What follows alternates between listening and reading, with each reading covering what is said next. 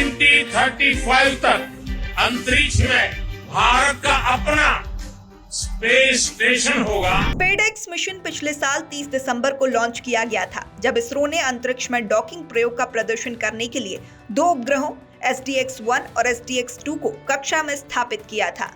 केंद्रीय मंत्री जितेंद्र सिंह ने एक पोस्ट में बताया कि PSLV-C60 स्पेसएक्स मिशन के तहत उपग्रहों की दूसरी डॉकिंग सोमवार को पूरी हो गई है। मंत्री ने कहा, जैसा कि पहले बताया गया था, PSLV-C60 SPADX मिशन को 30 दिसंबर 2024 को सफलतापूर्वक लॉन्च किया गया था। इसके बाद उपग्रहों की पहली बार 16 जनवरी 2025 को सुबह 6:20 पर सफलतापूर्वक डॉक किया गया और 13 मार्च 2025 को सुबह 9:20 पर सफलतापूर्वक अनडॉक किया गया। अगले 2 सप्ताह में आगे के प्रयोगों की योजना बनाई गई है। स्पेसएक्स मिशन पिछले साल 30 दिसंबर को लॉन्च किया गया था, जब भारतीय अंतरिक्ष अनुसंधान संगठन इसरो ने अंतरिक्ष में डॉकिंग प्रयोग का प्रदर्शन करने के लिए 2 उपग्रहों SDX-1 और SDX-2 को कक्षा में स्थापित किया था।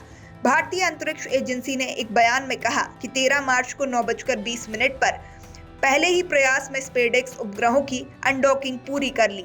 इसने बताया कि उपग्रहों की अनडॉकिंग 45 डिग्री झुकाव वाली 460 किलोमीटर की गोलाकार कक्षा में हुई।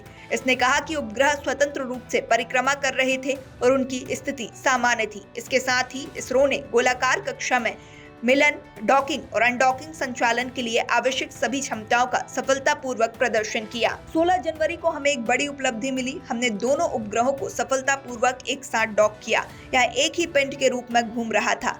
फिर हम इसे अलग करना चाहते थे। इसके लिए हमने बहुत सारे अध्ययन और विश्लेषण किए और हमने एक सिमुलेटर बनाया और 120 सिमुलेशन किए, क्योंकि कोई गलती नहीं होना चाहिए। 13 मार्च को सुबह 9:20 पर पहले प्रयास में ही हम अनडॉकिंग प्रक्रिया में सफल रहे। इसरो के अध्यक्ष डॉक्टर वी नारायण ने ANI को यह जानकारी दी।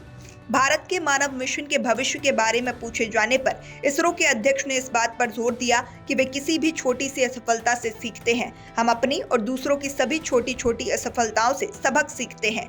यह एक बहुत ही जटिल तकनीक है, इसीलिए हम सीखते हैं।